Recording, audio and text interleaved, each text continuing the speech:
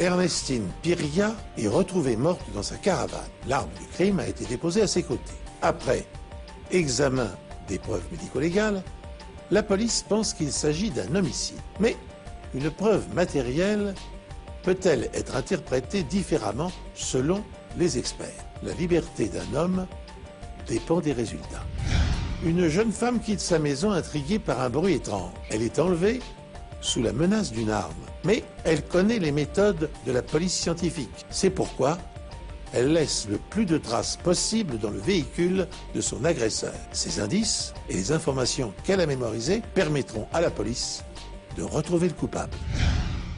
Bonjour, soyez les bienvenus sur ce plateau pour un nouvel épisode des Enquêtes impossibles.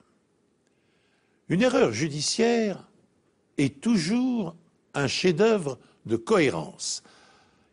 C'est Daniel Pénac qui affirmait cela dans son roman Monsieur Malocène, paru en 1995.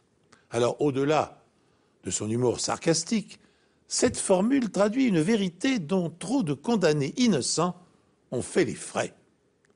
Coupable ou innocent, au gré des circonstances, de la composition d'un jury, de l'interprétation des preuves, de l'humeur d'un juge ou de la force de conviction des avocats, les plateaux de la balance de la justice peuvent pencher tantôt pour l'innocence, tantôt pour la culpabilité. Alors pour limiter la subjectivité et les sentences aléatoires, le législateur emploie des garde-fous tels que le bénéfice du doute ou la présomption d'innocence. Est-ce cependant suffisant pour assurer à la justice une totale impartialité?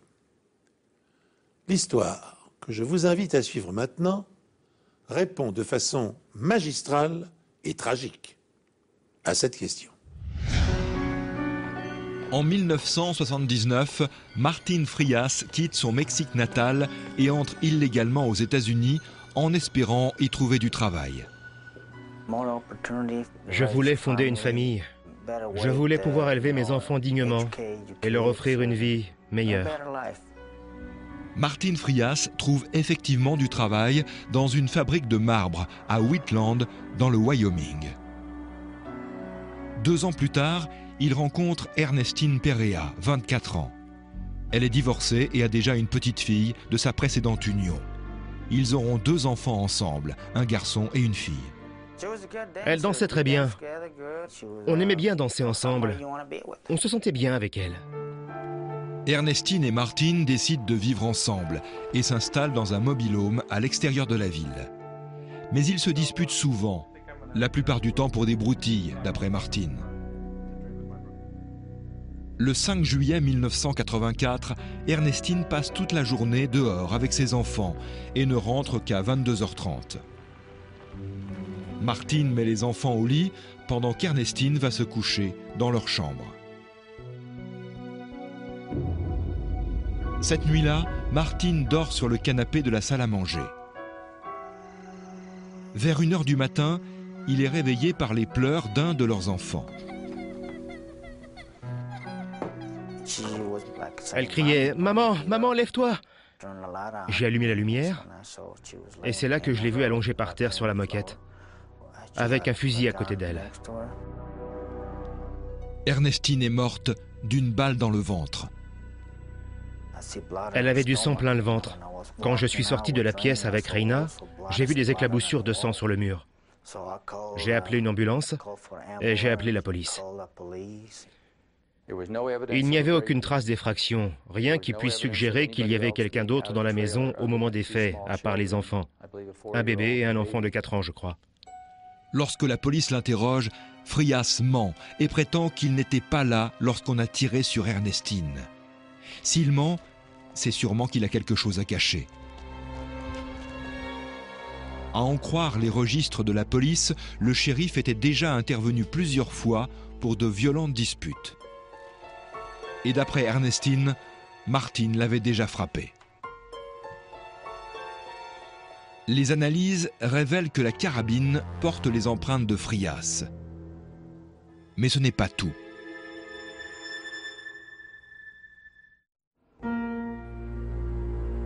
Ernestine Perea a été retrouvée morte chez elle, avec une balle dans le ventre.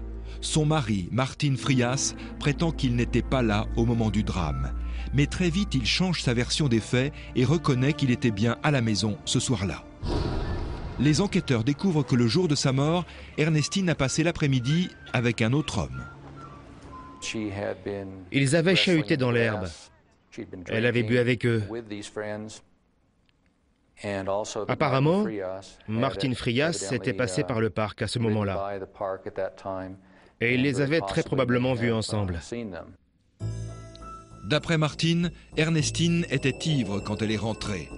Les analyses le confirment. Elle avait un taux d'alcool dans le sang de 1,6 g, soit 2,5 fois la limite légale.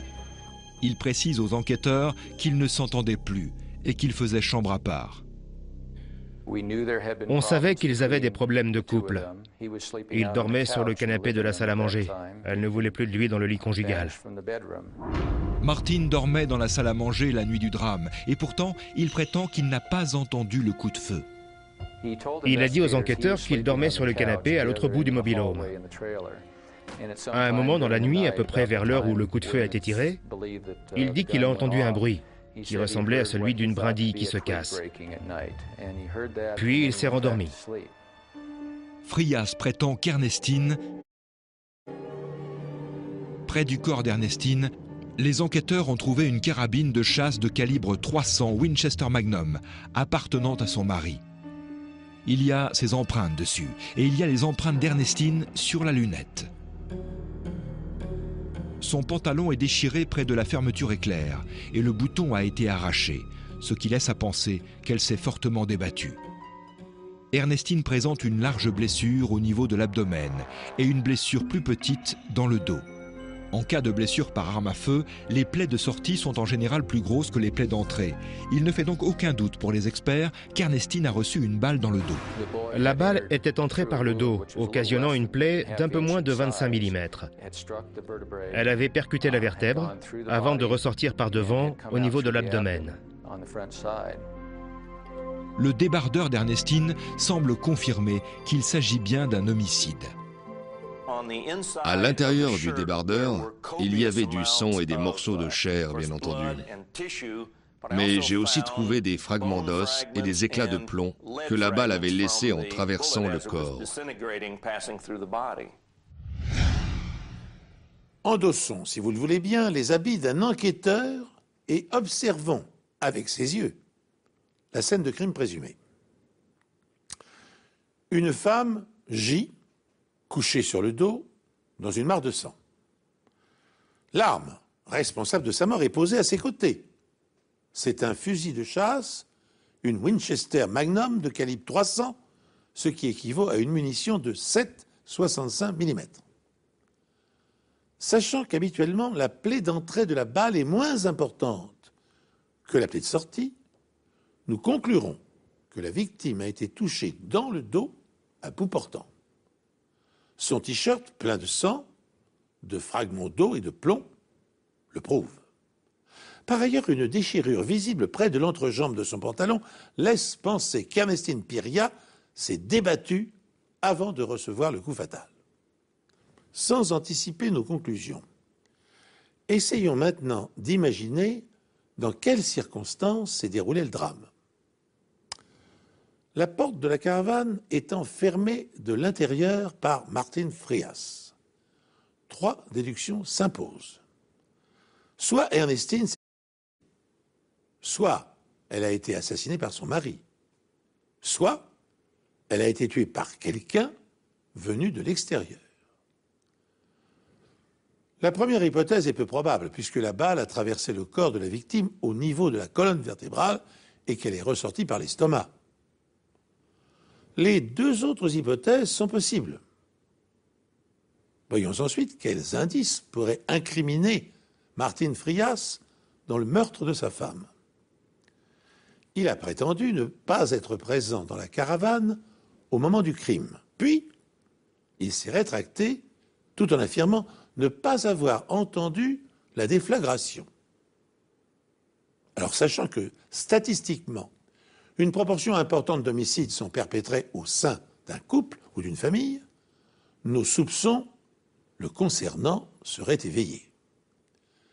Pour avoir confirmation de ce scénario, nous demanderions alors à un médecin légiste d'autopsier le corps d'Ernestine.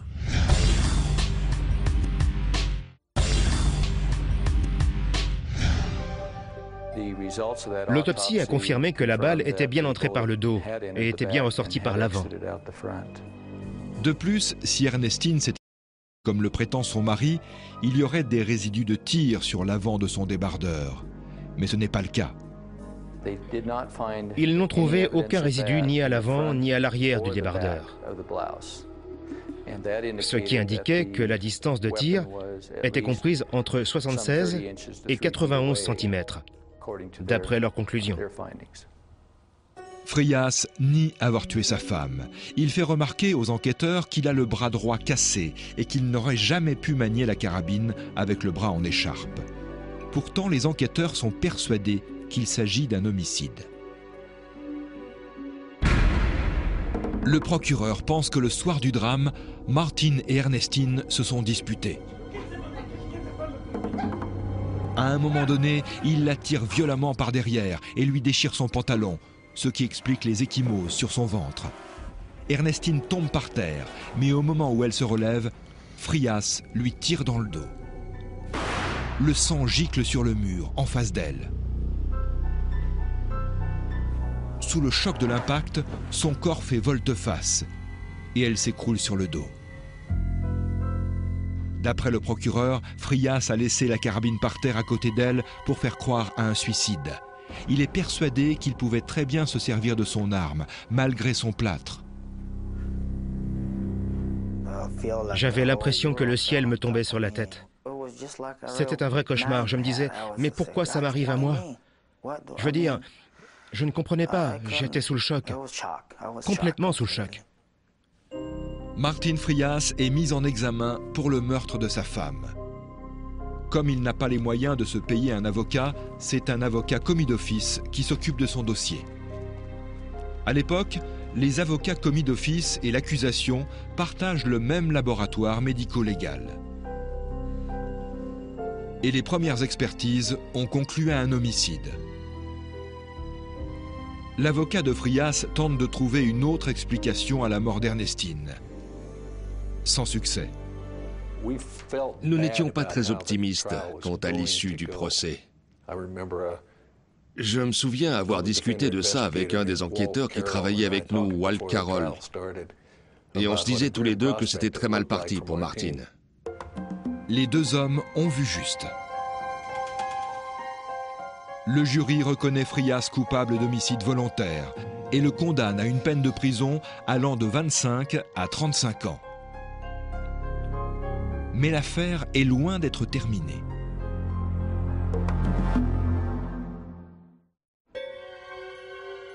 Après la condamnation de Martin Frias, son avocat, Robert Moxley, commence à essayer de réunir des preuves pour faire appel.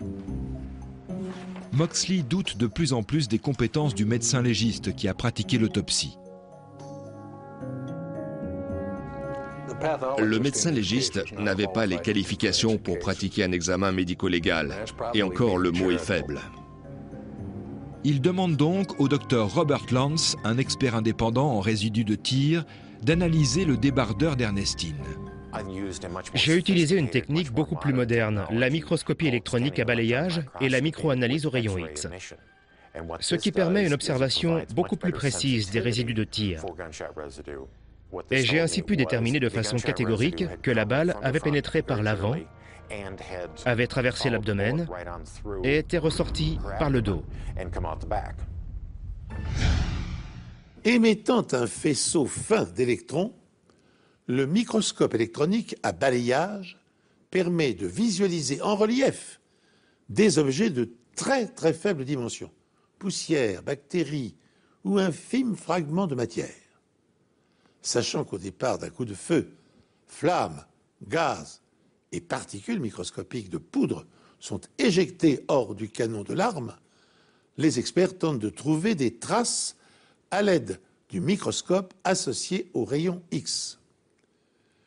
Il s'avère qu'effectivement des résidus de tir se sont incrustés dans les fibres du débardeur que portait Ernestine Piria. Cette observation prouve que, contrairement à la première expertise balistique, la balle a été tirée en direction de l'estomac de la victime et non pas dans son dos. Sans accréditer tout à fait la thèse du suicide, cet examen remet complètement en cause la première version des faits. Les experts qui avaient réalisé les premières analyses avaient en fait utilisé des tests chimiques complètement dépassés. Ernestine s'est peut-être bel et bien... La version des faits de Martin Frias devient alors tout à fait plausible. Mais il n'est pas libéré pour autant. La vie en prison était absolument horrible. J'étais en colère, j'en voulais à la terre entière. Franchement, c'est quelque chose que je ne souhaite à personne. Se retrouver en prison pour quelque chose qu'on n'a pas fait. Après 2 ans de prison, la Cour suprême d'appel du Wyoming accepte de faire rejuger Martin Frias. Mais pour la défense, la tâche ne sera pas facile. Le procureur ordonne l'exhumation du corps d'Ernestine pour réaliser une 2e autopsie. Cette fois, c'est le médecin légiste en chef de Houston, le docteur Charles Petty, qui pratiquera l'examen post-mortem. Il arrive aux mêmes conclusions que la première autopsie. La balle est entrée par le dos et est ressortie par l'avant de l'abdomen. À l'époque, les preuves indiquaient que Martin Frias avait tiré sur sa femme, Ernestine Piria. Et je reste intimement persuadé que c'est ce qui s'est passé. Mais lors du second procès, la défense présente de nouvelles preuves. Ernestine était bel et bien... Ses cicatrices sur ses poignets prouvent qu'elle avait déjà essayé plusieurs fois de mettre fin à ses jours. Entre les témoignages et les registres d'hôpital, j'ai réussi à documenter entre 5 et peut-être une douzaine de tentatives de suicide ou de gestes. Sentir à une certaine distance, cela produit une intensité acoustique comprise entre 110 et 120 décibels, autrement dit, un vrai coup de feu. Mais lorsque l'on tire à bout touchant, le résultat est totalement différent. Dans ce cas, on n'a pas un bruit de coup de feu.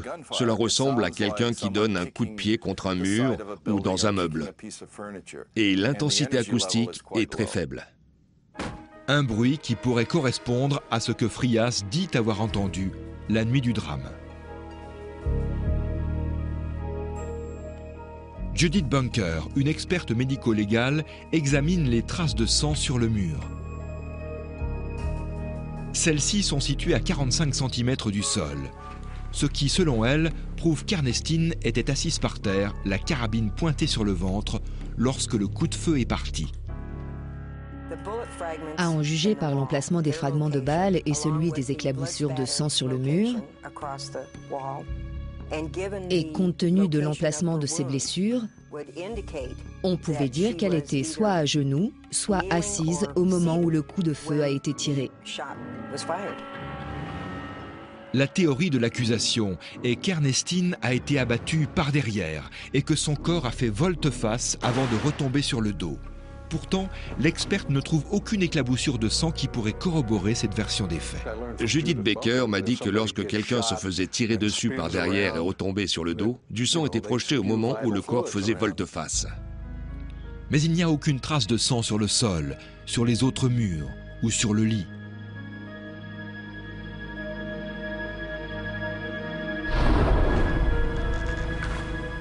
Pour la défense, il ne fait aucun doute qu'Ernestine... Elle a plaqué le canon de la carabine sur son ventre d'une main. Elle s'est penchée en arrière et a appuyé sur la détente avec l'autre main.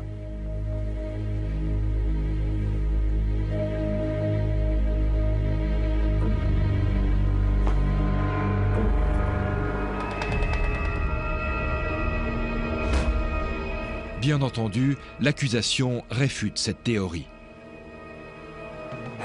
Si l'arme avait été en contact avec le corps au moment de la décharge, Il y aurait eu du sang ou des lambeaux de chair sur le canon. Or, je n'en ai pas trouvé. Le docteur Vincent Di Maio, expert en blessures par balle, témoigne en faveur de la défense. L'absence de sang sur l'arme ne veut absolument rien dire. Dans presque la moitié des cas de blessures avec un revolver, il n'y a pas de sang sur le canon. C'est plus fréquent avec les fusils. Mais il ne faut pas oublier que là, il s'agissait d'une carabine de chasse et qu'en plus, il y avait du tissu entre le canon et la peau. D'après le docteur Di Maio, les photos de l'autopsie indiquent clairement que la balle est bien entrée par l'abdomen. Au moment du tir, une flamme sort du canon, une température d'environ 1400-1500 degrés. La poudre s'enflamme, ce qui provoque une émission de gaz, de suie et de carbone. Si le canon de l'arme est contre le corps, on aura sur la peau la suie, la flamme et ensuite l'effet du gaz. Or, si on regarde la plaie de la victime, il y a de la suie dessus et la peau est brûlée. Ce qui signifie que le canon était en contact avec le corps au moment du tir. Donc la balle est entrée par l'abdomen. Vous en conviendrez, ce débat d'experts est passionnant, car il fait appel à un ensemble de techniques médico-légales extrêmement complexes. Analyse de trajectoire, de traces de sang, examen des blessures, études balistiques pour déterminer l'angle de tir et calculer la distance entre le canon du fusil et la victime. Comparaison acoustique entre tir à bout portant et tir à bout touchant. Mais n'oublions pas, la liberté d'un homme dépend du résultat de ses expertises. S'il est avéré qu'Ernestine Piria a été abattue d'une balle dans le dos, Martin Frias sera maintenu en détention pour une période de 25 à 30 ans. Si la balle a été tirée à bout touchant, au niveau de l'estomac, le jury pourra conclure, compte tenu du fait que la victime avait déjà fait une douzaine de tentatives. Et Frias pourra alors être innocenté et recouvrer la liberté. Le docteur Di Maio explique également que si le pantalon d'Ernestine était déchiré, ce n'est pas parce que son mari a violemment tiré dessus, c'est parce que l'émission de gaz provoquée par le tir a brusquement fait gonfler son abdomen. Les experts de l'accusation campent sur leur position. Selon eux, il n'y avait pas de résidus de tir sur le débardeur d'Ernestine, ce qui signifie que la distance de tir est au moins de 90 cm. La défense présente alors au jury les résultats de la microscopie électronique à balayage. Ceci prouve qu'il y avait bel et bien des résidus de tir sur le débardeur. Un argument de taille qui remet tout en question. Mais suffira-t-il à convaincre les jurés ?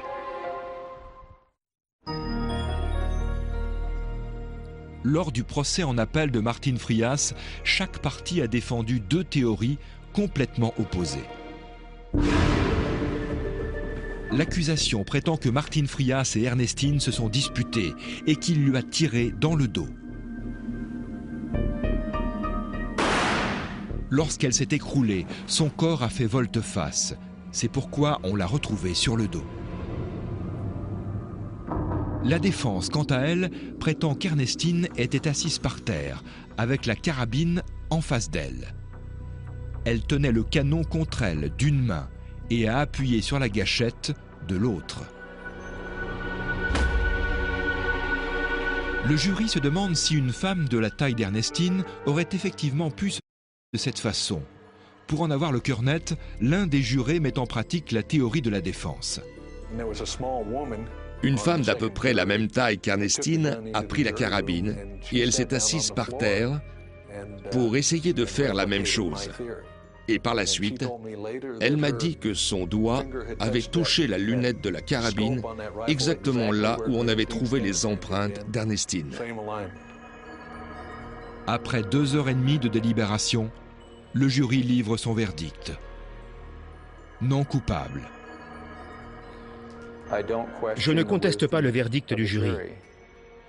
Je comprends tout à fait qu'au bout d'un moment, Il ne savait plus qui avait tort, qui avait raison. Et il est évident qu'en matière de justice, lorsque les deux parties sont à égalité et qu'on ne peut pas prouver de façon formelle la culpabilité de l'accusé, eh bien, il faut prendre en compte la présomption d'innocence. Pour moi, le jury n'a pas acquitté Martin Frias parce qu'il pensait qu'il était innocent. Ils l'ont acquitté parce qu'on ne pouvait pas prouver de façon certaine sa culpabilité. J'étais tellement heureux. J'en ai pleuré de joie. On s'est jeté dans les bras l'un de l'autre. On a dansé dans la salle d'audience. C'était un moment inoubliable. Martin Frias vit aujourd'hui en Californie du Sud. Il est désormais citoyen américain. Ses enfants vivent toujours chez la mère d'Ernestine, dans le Wyoming. Mais il a entamé des démarches pour obtenir leur garde. Je suis marié, j'ai un bon boulot, je me plains pas, je gagne bien ma vie. J'ai une petite fille. Je profite de la vie. Les experts médico-légaux qui ont aidé Robert Moxley à monter son dossier pour le procès en appel l'ont fait à titre gratuit. Toute la communauté médico-légale s'est ralliée autour de moi pour m'aider à réunir toutes les expertises nécessaires. Tous ces gens sont venus m'aider. Et s'ils l'ont fait, c'est parce qu'ils voulaient être sûrs que justice serait faite. La justice américaine est vraiment très efficace, plus que je ne le pensais. Au terme de cet incroyable duel d'experts, les preuves médico-légales ont prouvé et que son mari n'était en rien impliqué dans ce drame. Cette affaire met en lumière la difficulté que rencontrent parfois les experts pour déterminer si un décès est dû à un homicide ou à un homicide maquillé en suicide. Souvenez-vous par exemple du décès étrange et non élucidé de Pierre Bérégovoy. Affecté par des accusations mettant en cause sa probité et par une défaite électorale, le Premier ministre de François Mitterrand est retrouvé mort au bord d'un canal à Nevers, le 1er mai 1993. Il s'est apparemment tiré une balle dans la tempe en utilisant l'arme de service de son garde du corps. Mais Pierre Bérégovoy a-t-il réellement mis fin à ses jours ou a-t-il été victime d'une conspiration, comme l'affirme Éric Reynaud dans son livre « Un crime d'État, la mort étrange de Pierre Bérégovoy ». À l'appui de cette hypothèse, le journaliste évoque les deux détonations, la trajectoire de la balle, la position du corps, les contradictions des témoins, la mise sur écoute téléphonique, la disparition de l'agenda que le député maire de Nevers avait rangé dans sa poche, la peur de son entourage, les cambriolages qui avaient précédé sa mort et le refus opposé à Gilberte Bérégovoy qui, jusqu'à son dernier souffle, a demandé en vain le rapport d'autopsie. Enfin, d'une façon plus générale, notre affaire évoque aussi le drame des erreurs judiciaires. Ainsi, de l'affaire Dreyfus à celle d'Outreau, de l'acquittement de Patrick Dils à celle de Roland Agret, nombre d'innocents ont purgé injustement de longues peines avant de retrouver honneur et liberté. Peut-être penserez-vous que je suis sous l'influence du cinéma et de la littérature. Mais certaines affaires me font irrésistiblement penser à des scènes de films ou de romans. Ainsi en est-il du début de l'histoire que je vais vous raconter maintenant. Deux très jeunes femmes prennent le frais sous le porche de leur maison. Un pick-up s'arrête à leur hauteur et les deux hommes qui se trouvent à bord leur adressent la parole. Quelques heures plus tard, tandis que la nuit est tombée, une ombre surgit dans le jardin. Le canon d'un fusil brille et le cauchemar s'installe. La commune de Jackson est située à la périphérie nord de Canton, dans l'Ohio, célèbre pour abriter le Hall of Fame du football américain. C'est une ville de banlieue chic. Il y reste beaucoup de terrains non construits, en particulier le long de l'ancien canal Erie. Il y a même encore des pâturages et on nous appelle souvent pour nous signaler la présence de vaches ou de bétail sur la chaussée. La famille McKernan vit à 2 pâtés de maison du canal. Stephanie McKernan, 18 ans, habite une maison avec son mari, Jamie, et la sœur de ce dernier, appelons-la Megan, elle aussi âgée de 18 ans. Le soir du samedi 6 mai de l'an 2000, Stephanie et Megan sont encore dehors devant chez elles lorsque 2 hommes dans un pick-up s'arrêtent à leur hauteur pour leur parler. Salut! Vous êtes perdu? Vous êtes célibataire? Non. Vous voyez ça? Il a demandé si on était célibataire et quel âge on avait. On a répondu toutes les deux qu'on était déjà casés. Les 2 hommes restent polis et redémarrent après avoir été gentiment rembarrés. Quelques heures plus tard, les 2 jeunes femmes, alors rentrées dans la maison, entendent un bruit à l'extérieur. Megan s'empare d'une lampe de poche, Stephanie attrape une bombe à aérosol et toutes 2 sortent pour déterminer l'origine du bruit.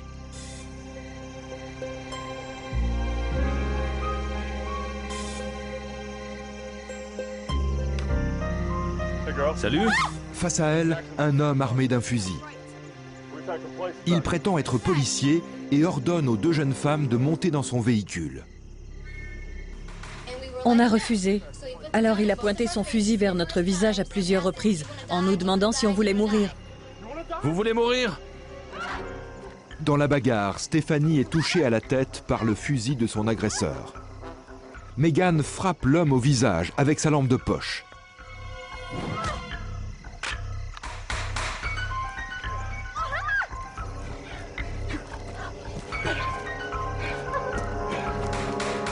Il attrape alors Megan, la traîne un peu plus bas jusqu'à sa voiture et démarre.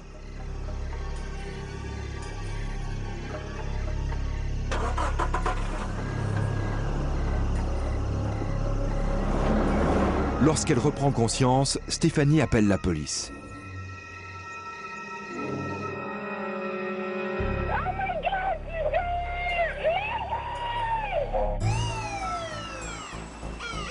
À leur arrivée, c'est une Stephanie hystérique qu'ils découvrent. Elle n'est pas en mesure de fournir beaucoup de détails sur l'agression. Les policiers sont sceptiques. Ils ont souvent eu affaire par le passé aux hommes de la famille McKernan. Ils faisaient n'importe quoi avec leur moto, traversaient les jardins, ils faisaient souvent la fête, il se passait toujours quelque chose. On était souvent appelés chez eux et on n'était sûrement pas au courant de tout. Mais sur place, des éléments corroborent l'histoire de Stephanie. En fouillant les lieux, les policiers retrouvent le sweat et les sandales de Megan, ainsi que l'étui de la lunette de fusil. Des empreintes de pas indiquent la direction prise par l'agresseur. En bas de l'allée, devant la maison, les policiers trouvent des empreintes de pneus. Près de la route, un gant violet et une raclette à givre sont trouvés sur le sol. J'étais très inquiète. Je connaissais Megan, je connaissais sa famille et je craignais le pire. Je craignais de retrouver son corps flottant quelque part. Si on n'agissait pas rapidement, c'était ce qui risquait de se produire. Pendant les heures qui suivent, la famille de Megan et la police sillonnent les rues et parkings du comté de Jackson à la recherche de la jeune femme. Mais Megan est introuvable. Une jeune femme de 18 ans, Megan McKernan, est enlevée devant son domicile par un individu armé.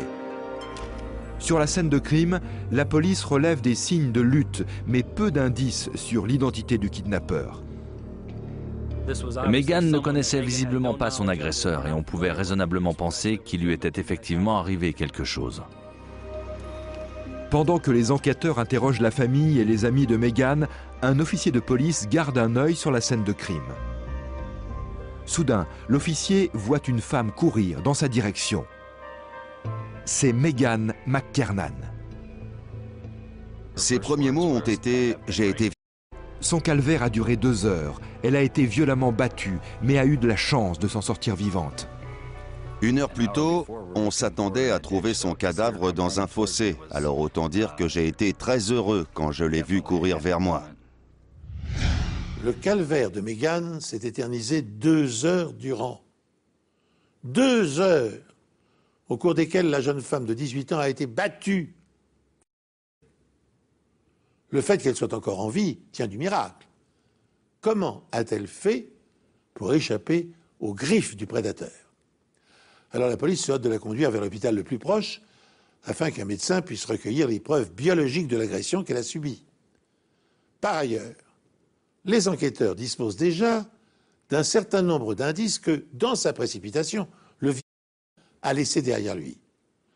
L'étui d'un viseur de fusil, un gant de couleur violette, une raclette à givre, des empreintes de semelles de chaussures et de pneus. Mais permettront-ils de l'identifier et de retrouver sa trace?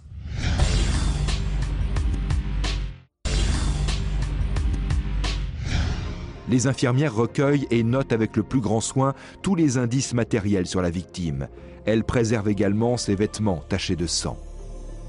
La police prend plusieurs clichés des égratignures sur le visage de Megan et des autres blessures, en l'occurrence des coupures et des éraflures sur son dos et ses bras. Elle a fait ce qu'il fallait pour se sortir de cette situation. Elle a été très forte. C'est ce qui lui a permis de rester en vie.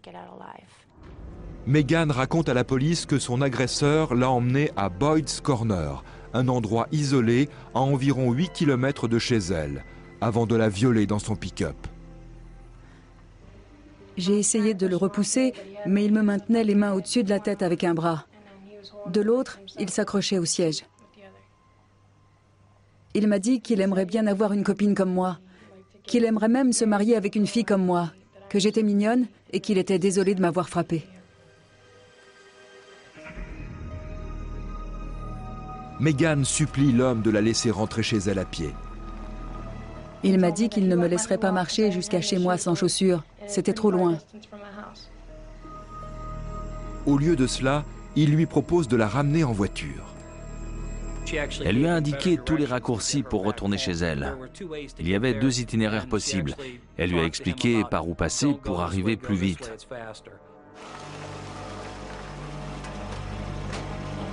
L'homme la dépose à un pâté de maison de chez elle. Megan s'est efforcée de mémoriser le plus de détails possible sur son agresseur et son véhicule. Elle est capable de donner à la police le modèle de la voiture et sa couleur. Elle se souvient qu'un désodorisant de voiture avec un personnage de dessin animé était suspendu au rétroviseur intérieur. L'intérieur était sale et la banquette était trouée par endroits. Megan se rappelle avoir agrippé le cadre de la portière pour tenter de résister à son agresseur. Elle tenait à laisser une trace de son passage, une sorte de carte de visite derrière elle, pour qu'on sache qu'elle avait été là et ce qui s'était passé au cas où elle ne survivrait pas. Elle déclare également que l'arrière de la voiture est probablement cabossé. Quand on était à Boyd's Corner et qu'il a fait demi-tour, il a reculé dans la glissière et a tapé assez fort dedans. Megan fait une description précise de son agresseur. Un homme blond et robuste, barbu, environ 1,80 m et des yeux bleus perçants. En le frappant avec sa lampe de poche, Megan lui a laissé une entaille en forme d'arc entre les sourcils. Elle a tout le temps gardé les yeux ouverts. Du coup, elle a vraiment été en mesure de nous faire une description précise de son agresseur, de nous donner des détails qu'elle seule a pu remarquer.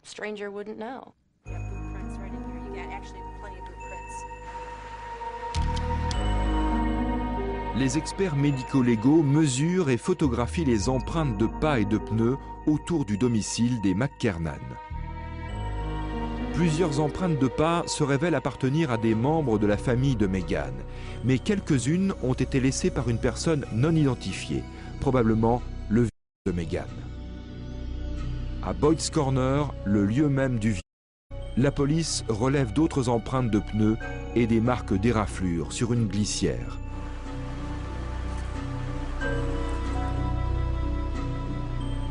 Boyd's Corner est un endroit isolé sur une route abandonnée qui mène à un cul-de-sac. C'est également un endroit où les jeunes de la région ont l'habitude de se retrouver. Et pour la police, il ne fait aucun doute que le violeur habite le secteur. L'usage d'une arme suggère également qu'il n'en est pas à son coup d'essai. On voulait être sûr que la personne qui lui avait fait ça n'était pas déjà à la recherche d'une nouvelle proie. Alors on a préféré prévenir la communauté. La police se tourne vers la population pour obtenir des informations. Un article de presse paraît 3 jours après le viol de Megan, avec un portrait robot de son agresseur et une description de la voiture, au cas où quelqu'un reconnaîtrait l'un ou l'autre. Le jour même, la police reçoit un appel anonyme. Jackson Police Department, how may I help you? Jackson Police Department, how may I help you? La personne au téléphone indique à la police où trouver une voiture semblable à celle qu'elle recherche dans le cadre de l'affaire de Megan McKernan. Le portrait robot est un outil d'enquête utilisé par la police judiciaire dans l'espoir de retrouver un suspect ayant été vu par une victime ou des témoins. Alors imaginez en 1953 en France par le commissaire divisionnaire Chabot, la technique du portrait robot est adoptée et modernisée par le FBI en 1968. Les images sont alors découpées en 5 parties. 3 bandes horizontales pour les yeux, les sourcils, le nez et la bouche. Et 2 pièces de forme semi-circulaire pour représenter d'une part le menton et les joues, d'autre part la chevelure et les oreilles. Au début des années 1990, l'informatique simplifie et améliore la technique. CD-FIT, le logiciel le plus utilisé en Europe, guide l'opérateur tout au long du processus d'élaboration du portrait. Chaque trait de la physionomie peut être modifié dans sa taille et sa typologie. Et une palette graphique améliore le réalisme de l'image finale.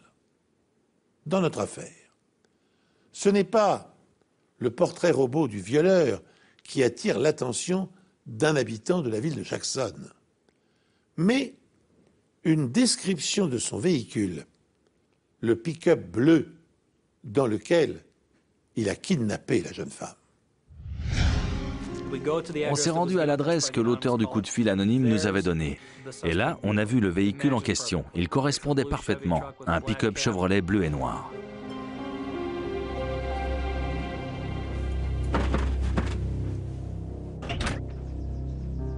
La voiture suspecte appartient à un certain Douglas Bailey.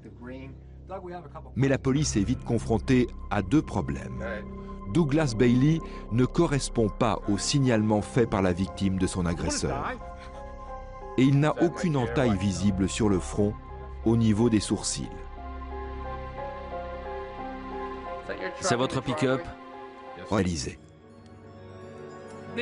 Elles ont été trouvées près du siège passager. Elles étaient légèrement étalées, ce qui, d'après moi, indique clairement qu'on a voulu faire entrer de force la victime à l'intérieur, ou tout du moins, qu'on a tenté de le faire. Dennis Florea compare ensuite ses empreintes à celles de Megan, à la recherche de points de concordance dans les crêtes. On n'a jamais vu 2 personnes avoir les mêmes empreintes. Pour l'identification, on se base sur les caractéristiques individuelles des crêtes, les bifurcations, les arrêts de ligne, les lacs, les points qu'on trouve dans une empreinte. Les empreintes digitales de Megan possèdent les mêmes caractéristiques et les mêmes espaces entre les crêtes que celles trouvées sur le pick-up. Ces empreintes ont été laissées par l'index droit, le majeur droit, l'annulaire droit et l'auriculaire droit de Megan McKernan. Munis d'une commission rogatoire, les policiers retournent au domicile des Bailey et y saisissent une paire de chaussures pour la comparer aux empreintes de pas laissées sur la scène de crime. Elles sont aussi intéressantes qu'une empreinte digitale dans la mesure où elles ne peuvent avoir été laissées que par une paire de chaussures uniques, à l'exclusion de toutes les autres.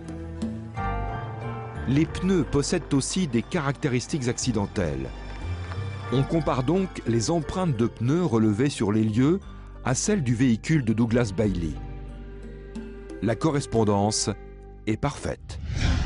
En partant de l'idée que les empreintes digitales permettent de distinguer les individus, les policiers se sont aperçus que, bien que fabriqués en grande série, pneus et semelles de chaussures prenaient à l'usage des marques caractéristiques.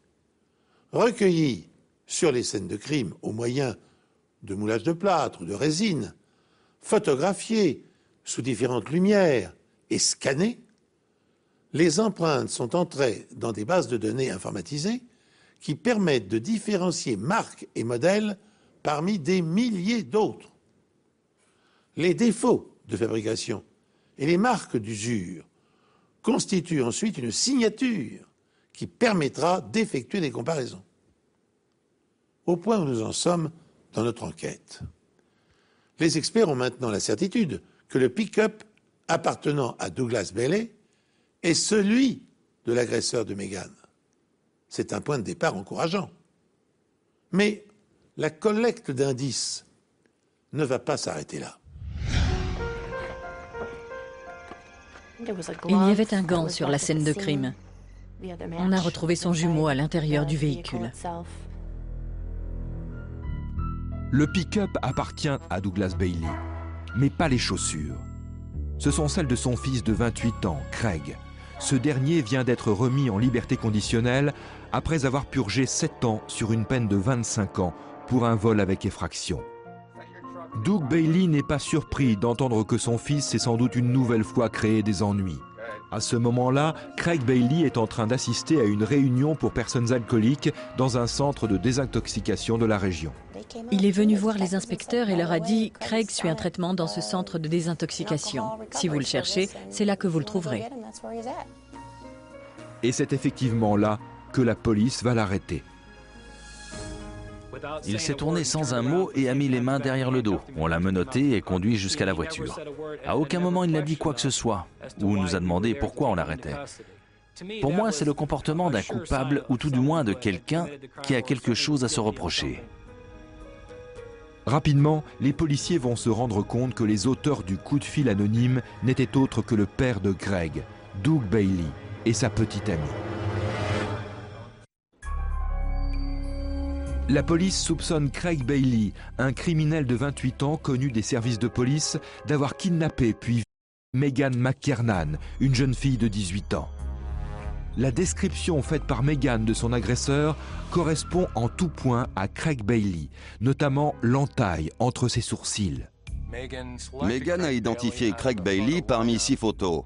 Elle n'a pas hésité une seconde en identifiant la personne qui l'avait agressé. Doug Bailey a dit à la police que Craig et lui rentraient du cinéma lorsque son ami s'est arrêté pour parler à Megan et à sa belle-sœur Stephanie. Tu as quel âge?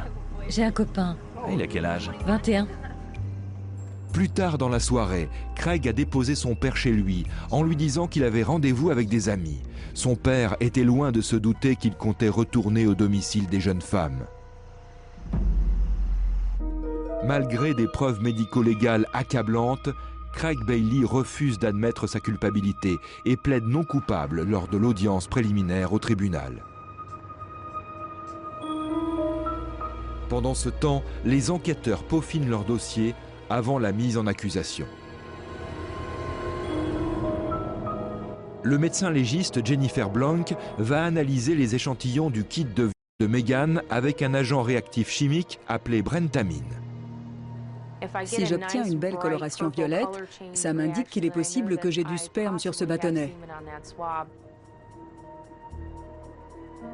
Effectivement, elle en découvre.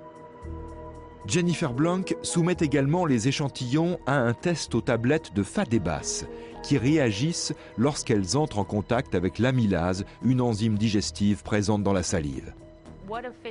Une tablette de Fadebas, si vous voulez, c'est un amidon qui est lié chimiquement à un colorant.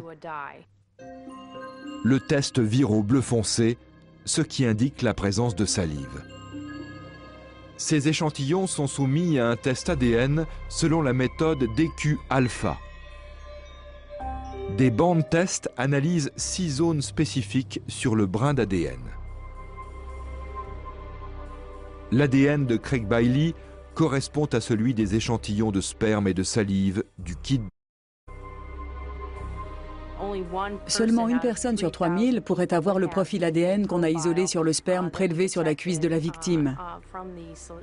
Et uniquement des individus de race blanche. Enfin, une tache de sang retrouvée sur le pick-up de Bailey contient un ADN identique à celui de Megan. Nous avions une véritable montagne de preuves montrant qu'il avait effectivement commis les crimes que nous lui reprochions. Agression avec violence et kidnapping. Le sang de Megan à l'intérieur de la voiture et ses empreintes démontrant clairement qu'elle a été contrainte par la force d'entrer dans le véhicule vont convaincre le jury de la culpabilité de l'accusé. Les preuves médico-légales dans cette affaire ont été la cerise sur le gâteau. Ça nous a permis de relier de façon concluante le suspect à la scène de crime et à la victime. Craig Bailey est reconnu coupable de kidnapping et de viol, ainsi que de 2 chefs d'accusation d'agression avec violence. Il est condamné à 46 ans de prison. Et comme il était en liberté conditionnelle au moment des faits, le juge rétablit par ailleurs les 18 ans non effectués de sa première condamnation. Il n'a montré aucune colère, aucun remords, aucune incrédulité. Si je ne me trompe pas, il aura approximativement 81 ans quand il sortira. Sans Megan, on n'aurait peut-être pas obtenu de condamnation. On aurait pu avoir un avocat vindicatif dans le prétoire qui aurait tenté, dans sa défense, de semer le trouble, qui aurait plaidé qu'il n'y avait peut-être même pas eu de crime, en affirmant que c'étaient les 2 jeunes filles qui lui avaient demandé de revenir, qui en aurait fait juste assez pour installer un doute raisonnable chez les jurés. C'est grâce à la déposition claire de Megan, à sa conviction, à son instinct de survie et à sa pugnacité qu'on a pu résoudre cette affaire. Pour les enquêteurs, Megan McKernan a eu les bons réflexes. Malgré le stress, elle a fait preuve d'une étonnante présence d'esprit et d'une parfaite mémorisation des détails. 2 éléments fondamentaux qui ont permis d'identifier le coupable. Laissez derrière vous tout ce que vous pouvez. Des morceaux de vêtements déchirés, des cheveux, des ongles. Allez-y, griffez-le.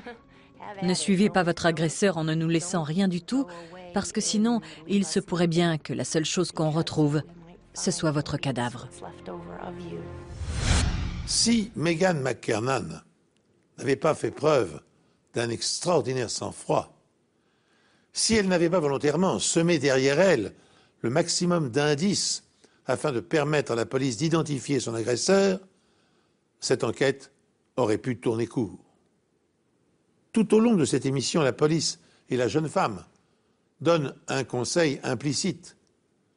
En cas d'agression, notez mentalement des informations concernant votre assaillant et recueillez le maximum d'indices significatifs. Une empreinte digitale imprimée sur un objet, un morceau de peau emprisonné sous un ongle, un poil ou quelques cheveux peuvent permettre aux experts scientifiques d'établir un profil dactyloscopique ou génétique de l'agresseur, tout en espérant que vous n'aurez jamais à mettre ce conseil en application.